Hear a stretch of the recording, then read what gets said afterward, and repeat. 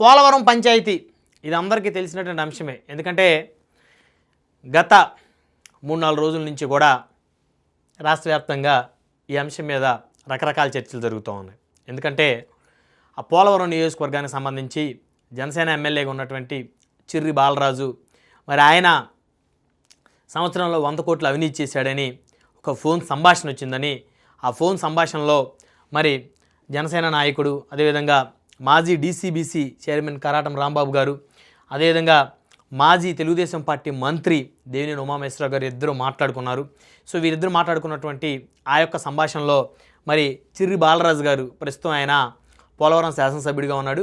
మరి జనసేన పార్టీ నుంచి ఈ ఎమ్మెల్యే గారి యొక్క పనితీరు మీద ఈయనేదో అవినీతి చేస్తున్నాడని చెప్పేసి వీళ్ళిద్దరూ మాట్లాడుకున్నారని, ఈయనేదో బదనాం చేయాలని చెప్పేసి అనుకున్నారని చెప్పేసి రకరకాలుగా ఎవరికి నచ్చినట్టు వారు మాట్లాడుకుంటున్న పరిస్థితి ఉంది.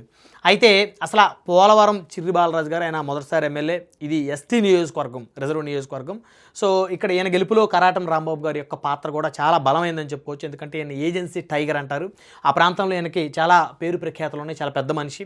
ఈయన డీసీబీసీ మాజీ చైర్మన్గా పనిచేశాడు. District cooperative central bank society సంబంధించిన చైర్మన్ ఆయన గతంలో. సో ఆ డీసీబీసీ చైర్మన్గా పనిచేసిన ఒక అనుభవం ఉంది. గతంలో ఈయన ఏజెన్సీకి సంబంధించి మరి అక్కడ ఉన్నటువంటి ప్రజల కష్టాలు తీర్చినటువంటి నాయకుడు. అదేవిధంగా ఈయన సినిమా ఇండస్ట్రీలో ప్రొడ్యూసర్గా కూడా కొన్ని సినిమాలకి అయితే వ్యవహరించిన పరిస్థితి ఉంది.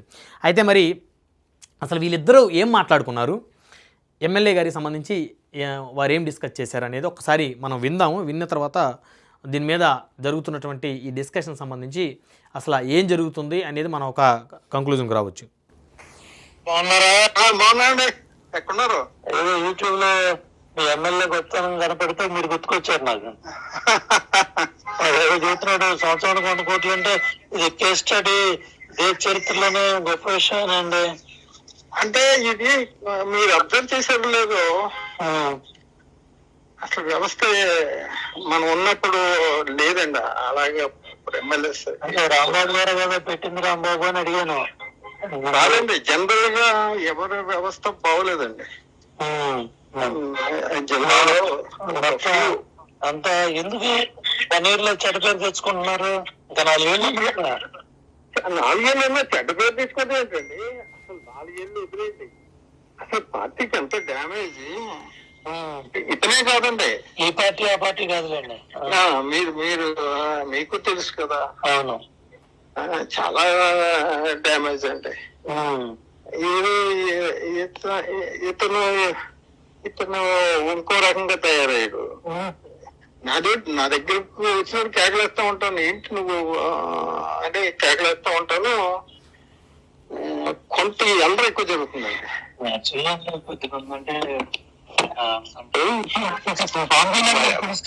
మళ్ళీ కూటమి దెబ్బతిని వస్తుందండి.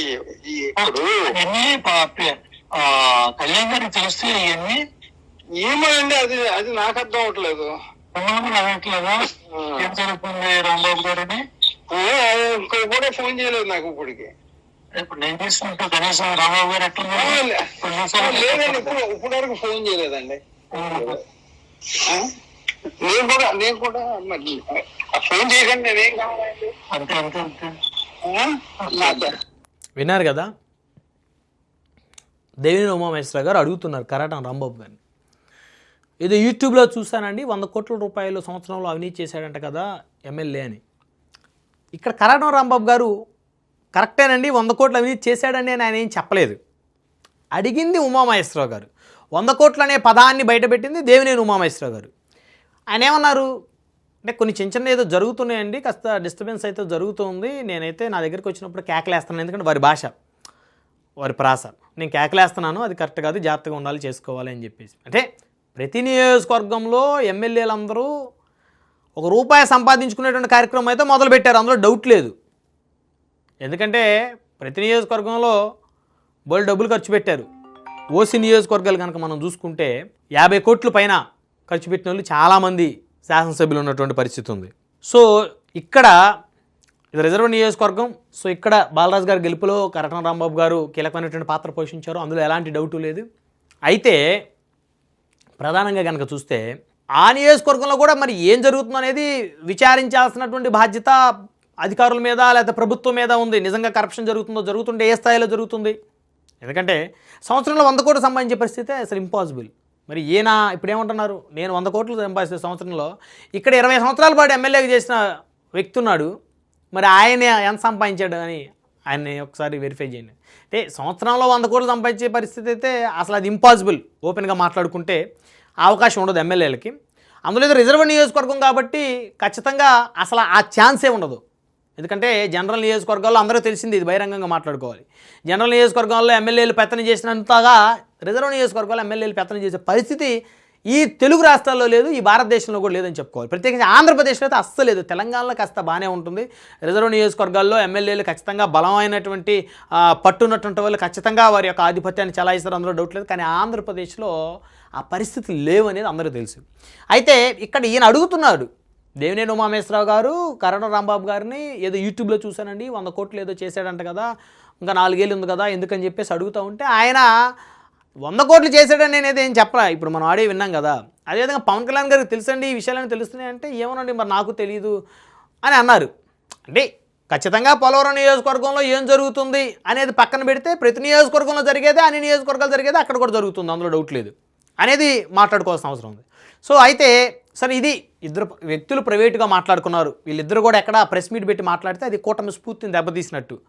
ఒక జనసేన సీనియర్ నాయకుడు, అదేవిధంగా తెలుగుదేశం పార్టీ మాజీ మంత్రి సీనియర్ నేత, వీళ్ళిద్దరు కూర్చొని బహిరంగంగా ప్రెస్ మీట్ పెడితే ఇది కావాలని కూటమి స్ఫూర్తిని దెబ్బతీయడం కోసం, ప్రభుత్వానికి చెడ్డపేరు తేయడం కోసం వీళ్ళు ఈ విధంగా చేస్తున్నారని చెప్పేసి అనుకోవాలి. వీళ్ళిద్దరూ ప్రైవేట్గా ప్రైవేట్గా ఎవరైనా మాట్లాడుకుంటారు. సాధారణంగా ఒక టీడీపీ నేత ఇంకో టీడీపీ నేత మాట్లాడుకోవచ్చు. చంద్రబాబు నాయుడు గారు లోకేష్ గారికి మరి వారు ఇంత సంపాదిస్తున్నారంట కదా అని చెప్పేసి మాట్లాడుకోవచ్చు. లేదా ఇద్దరు జనసేన నాయకులు పవన్ కళ్యాణ్ గారు ఇంత సంపాదిస్తున్నారంట మాట్లాడుకోవచ్చు. లేదా ఇద్దరు వైసీపీ నాయకులు జగన్మోహన్ రెడ్డి గారి దగ్గర ఇన్ని కోట్లు ఉన్నాయంట కదా మాట్లాడుకోవచ్చు. ఇది సాధారణమైనటువంటి సంభాషణ, ఎవరైనా మాట్లాడుకుంటారు. ఒక వ్యక్తి గురించి లోపల ఒకటి బయట ఒకటి మాట్లాడుకుంటాం అనేది సర్వసాధారణం ఈ రోజుల్లో. అది రాజకీయాలే కాదు, సినిమా ఇండస్ట్రీ కాదు, సాధారణంగా గ్రామాల్లో అరుగుల మీద కూర్చొని మాట్లాడుకునేటువంటి వ్యక్తులు కూడా ఒక వ్యక్తి ఉన్నప్పుడు ఒక మాట మాట్లాడుకుంటారు, లేనప్పుడు ఒక మాట మాట్లాడుకుంటారు. అయితే ఈ అంశాలన్నీ పక్కన పెడితే అసలు ఈ ఫోన్ కాల్ ఎలా లీక్ అయింది, ఆ ఆడియో టేప్ను బయటపెట్టింది ఎవరు అనే దాని మీద ఈ కూటమి పెద్దల ముందు ఒక కాన్సన్ట్రేషన్ చేయాలి. కరణం రాంబాబు గారు బయటపెట్టారా, దేవినేని ఉమామేశ్వరరావు గారు బయటపెట్టారా? ఎందుకంటే బహుశా మరి ఈయనకు అంత టెక్నాలజీ తెలుసా ఈ కాల్స్ రికార్డింగ్ బయట పెట్టేది? ఎందుకంటే అది బయట పెడితే ఈయనకే కదా బ్యాడ్, ఎందుకంటే ఈయన పార్టీ ఎమ్మెల్యే కదా ఆయన. సో కాబట్టి బహుశా ఈయన బయట పెట్టే పరిస్థితి ఉండదేమో. మరి ఈయన నిజంగా పెడతాడా? పెడితే మరి ఇది కూటమిలో ఈయన భాగస్వామే కదా, కూటమి స్ఫూర్తిని దెబ్బతీసినట్టు కదా, మరి ఈయన పెడతాడా? సో మరి వీళ్ళిద్దరిలో ఎవరికి పెట్టే పరిస్థితి ఉంటుంది అనేది కూడా ఈ కూటమి పెద్దలు ఆలోచన చేయాలి. సాధారణంగా మరి ఎందుకంటే మనం ఆధారం లేకుండా చెప్పలేము. ఇద్దరి ఫోన్లో నుంచి ఆ రికార్డింగ్, ఆ మాట్లాడిన ఆ కాల్ రికార్డింగ్ అసలు చేసింది ఎవరు, ఎలా బయటికి వెళ్ళింది అనేది. సో ఎవరైతే బయట పెట్టారో తెలిసి పెట్టారా, తెలియక పెట్టారా? తెలియకైతే ఎవరు పెట్టరు, తెలిసే పెట్టుంటారు. తెలిసే పెడితే కూటమి అధిష్టానాలు రెండు కూడా ఇద్దరిని పిలిపించి, సరే మీరు వీళ్ళు మాట్లాడుకోవడం తప్పు కాదు, 100 తిన్నాడు కదా 500 తిన్నాడని మాట్లాడుకోవచ్చు, 1000 కోట్లు తిన్నాడంటే మాట్లాడుకోవచ్చు. ఎందుకంటే అవన్నీ అర్థం లేని పసలేని ఆరోపణలు, ఏదైనా ఉంటే ఆధారాలతో రుజువు చేయొచ్చు. సో మాట్లాడుకోవడాన్ని ఎవరు తప్పు పట్టరు, మాట్లాడుకున్న అంశాన్ని లీక్ చేయడాన్నే తప్పు పడతారు. అప్పుడేంటి, ఓ జనసేన పార్టీ పరుగు పోయింది అక్కడ. ఇప్పుడు ఏందేముందో బాలరాజు గారు ఈయన చూసి కాదు కదా ఓట్లేసింది అక్కడ, పవన్ కళ్యాణ్ గారిని చూసి బాలరాజు గారికి ఓట్లేశారు. ఈయన ఎవరో తెలియదే ఎన్నికల ముందు వరకు. సో కాబట్టి ఆయన పరుగు ప్రతిష్టకు సంబంధించిన అంశం. సో కాబట్టి ఇది చాలా పకడ్బందీగా దీన్ని విచారం చేయాల్సిన బాధ్యత ఈ యొక్క 2 పార్టీల మీద అయితే ఖచ్చితంగా ఉంటుంది. ఎవరు ఆడియో కాల్ని బయట పెట్టారో, ఆడియో టేప్ని బయటపెట్టి ఎవరో లీక్ చేసి ఎవరు స్ప్రెడ్ చేశారో వారి మీద ఖచ్చితంగా యాక్షన్ తీసుకోవాలి. లేకపోతే కూటమి స్ఫూర్తి ఖచ్చితంగా దెబ్బతింటుంది. ఎందుకంటే జనసేన పార్టీ ఎమ్మెల్యే మీద నిందది, మరి తెలుగుదేశం ఎమ్మెల్యేలా మరి వాళ్ళందరూ నిజాయితీతో ఉన్నారా? సో కాబట్టి కొన్ని సెన్సిటివ్ విషయాలు ఇవి. ఈయనొక్కడనే బూచిగా చూపటం కాదు, మిగతా ఎమ్మెల్యేలు కూడా ఏ విధంగా ఉన్నారనేది కూటమి అధిష్టానాలు మరి వారి మీద విచారం జరుగుతాయి. సో అది జరుగుతూ ఉంటుంది. సో వాళ్ళు క్లీన్ ఇమేజ్తో ఉండి ప్రజల్లో మంచి ఆదరణ ఉంటేనే రేపు వారికి ఎమ్మెల్యే సీట్లు మళ్ళీ వచ్చేది 29లో, లేకపోతే వాళ్ళకి రావు. ఇది క్లారిటీ. అయితే ఈ ఆడియో టేప్ని ఎవరు బయట పెట్టారు, వీళ్ళిద్దరిలో ఎవరికి అవసరం ఉంది బయట పెట్టాల్సిన అవసరం? బయట పెడితే ఎవరు బ్యాడ్ అవుతారని తెలిసి బయట పెడతారా? పెట్టరు.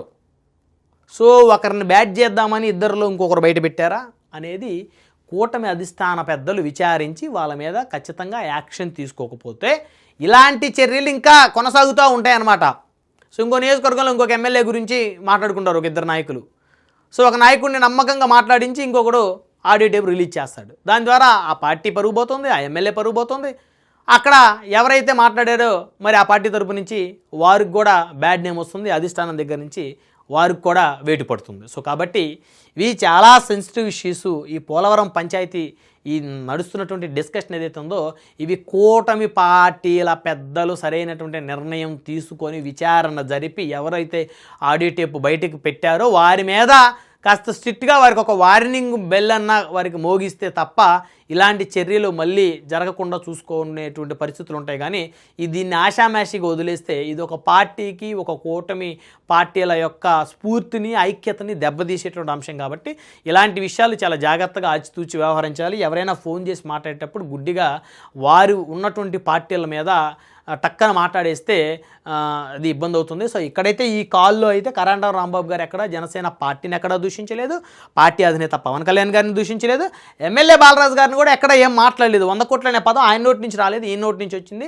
కొన్ని అంశాల్లో నేను కేకలేస్తుంటాను ఆయన్ని, ఇది కరెక్ట్ కాదు, ఇది కరెక్ట్ అని నేను చెప్తుంటాను అని అయితే చెప్పాడు. కానీ ఎక్కడా ఎమ్మెల్యే గురించి నెగిటివ్గా అయితే మాట్లాడలేదు. కాబట్టి ఇదేమి పెద్ద సీరియస్ మ్యాటర్ కాదు. కాకపోతే ఇది బయటికి ఎవరైతే లీక్ చేశారో వారి మీద ఖచ్చితంగా పార్టీ అధిష్టానాలు కఠినంగా వ్యవహరించకపోతే ఇది ఇలాగే కనుక కొనసాగితే ఖచ్చితంగా ఇబ్బందికర పరిస్థితులు అయితే ఏర్పడతాయి కూటమిలో.